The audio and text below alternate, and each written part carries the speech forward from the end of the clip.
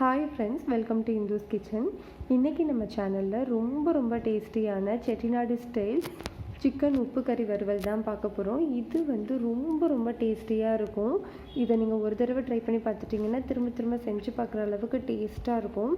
ரெசிபிக்குள்ளே போகிறதுக்கு முன்னாடி நம்ம சேனலை சப்ஸ்கிரைப் பண்ணாதவங்க ப்ளீஸ் சப்ஸ்கிரைப் பண்ணுங்கள். கூடவே பெல் ஐக்கானையும் கிளிக் பண்ணுங்கள். ஃபர்ஸ்ட்டு நம்ம ஒரு பேனில் ஒரு 1.5 ஸ்பூன் அளவு மிளகு, 1.5 ஸ்பூன் அளவு சீரகம் சேர்த்துக்கலாம். ஸ்டவ்வை நம்ம சிம்லேயே வச்சுட்டு நல்ல வாசனை வர வரைக்கும் இதை வறுத்து எடுத்துடலாம். வறுத்ததுக்கப்புறமா நீங்கள் கைவிரல் வச்சு இதை பொடி பண்ணி எடுத்துக்கலாம். அப்படி இல்லைன்னா மிக்ஸி வச்சு நம்ம பொடி பண்ணி எடுத்து வச்சுக்கலாம். நான் இன்றைக்கி கைவிரல் வச்சு தான் நம்ம பொடி பண்ணி எடுக்க போகிறேன். பாருங்கள், இந்த மாதிரி நான் பொடிச்சு எடுத்து வச்சுட்டேன். இதை தனியாக நம்ம வச்சுக்கலாம். இப்போ நம்ம ஒரு கடாயை சூடுபடுத்திட்டு ஒரு 3 ஸ்பூன் அளவு எண்ணெய் சேர்த்துக்கலாம். எண்ணெய் வந்து நல்லா சூடாகணும். எண்ணெய் சூடானதுக்கப்புறமா இதில் வந்து 1 ஸ்பூன் அளவு கடுகு சேர்த்துக்கலாம். ஒரு 3/4 ஸ்பூன் அளவு சோம்பு சேர்த்துக்கலாம். இது ரெண்டுமே நல்லா பொரிஞ்சு வரணும். பொரிஞ்சு வந்ததுக்கப்புறமா நம்ம வந்து ஒரு 8லேருந்து 10 பல் பூண்டு சேர்த்துக்கலாம். பூண்டு உங்களுக்கு பிடிக்கும் அப்படின்னா நீங்கள் எக்ஸ்ட்ராவாக கூட சேர்த்துக்கலாம். பூண்டு வந்து நம்ம முழுசாகவே தான் உரிச்சிட்டு சேர்த்துருக்கோம். இதில் வந்து ஒரு 8 வரமிளகாயை நான் 2ஆக கட் பண்ணிவிட்டு சேர்த்துருக்கேன். உங்களுக்கு காரம் அதிகமாக வேணும் அப்படின்னா நீங்கள் இன்னும் கொஞ்சம் வரமிளகாய் சேர்த்துக்கலாம். இது எல்லாமே நம்ம சிம்மில் வச்சு தான் செய்யணும். ஏன்னா மிளகாயோட கலர் மாறக்கூடாது. இந்த மாதிரி கொஞ்சமாக நம்ம வறுத்ததுக்கு அப்புறமா ஒரு கைப்பிடி அளவு கருவேப்பிலை சேர்த்துக்கலாம்.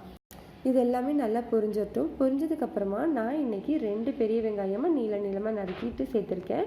உங்கள்கிட்ட சின்ன வெங்காயம் இருந்ததுன்னா ஒரு 15லேருந்து 20 சின்ன வெங்காயத்தை 2 கட் பண்ணிவிட்டு சேர்த்திங்கன்னா இன்னும் நம்மளுக்கு ஃப்ளேவர் ரொம்ப சூப்பராக கிடைக்கும். இந்த மாதிரி நம்மளுக்கு கொஞ்சம் கலர் மாறினதுக்கப்புறமா 1 ஸ்பூன் அளவு இஞ்சி பூண்டு பேஸ்ட்டு சேர்த்துக்கலாம். இஞ்சி பூண்டு பேஸ்ட்டோட வாசனை நல்லா போகிறதுக்கு அப்புறமா நான் இன்றைக்கி ஒரு 3/4 கிலோ சிக்கனை க்ளீன் பண்ணிவிட்டு சேர்த்துருக்கேன். இதுக்கு நீங்கள் போனோடு இருக்கிற மாதிரியே வாங்கிக்கிட்டிங்கனாலே ரொம்ப டேஸ்டியாக தான் இருக்கும். போன்லெஸ் தான் சேர்க்கணுன்ற அவசியம்லாம் கிடையாது. போன்லெஸ்ஸை விட போனோடு இருக்கிறது ரொம்ப டேஸ்ட்டாக இருக்கும். இதுக்கு இப்போது நம்ம இந்த எண்ணெயிலே வச்சு நல்லா வதக்கிடலாம். இந்த ஃப்ரைக்கு நம்ம கொஞ்சம் கூட தண்ணி ஆட் பண்ணக்கூடாது. இப்போ இதுக்கு தேவையான அளவு உப்பு சேர்த்துடலாம். உப்பு சேர்த்துட்டு இதை நல்லா கலந்து விட்டுட்டு ஒரு மூடி போட்டு ஒரு 10 நிமிஷம் நல்லா வந்து மீடியம் ஹீட்லேயே வச்சு இந்த சிக்கனில் உள்ள தண்ணி எல்லாமே பிரிஞ்சு வர வரைக்கும் வேக வச்சிடலாம். பாருங்கள், இப்போ ஒரு 10 நிமிஷம் ஆயிடுச்சு. நம்ம திறந்து பார்க்கும்போது தண்ணி எல்லாமே சிக்கன்லேருந்து நல்லா பிரிஞ்சு வந்திருக்கு.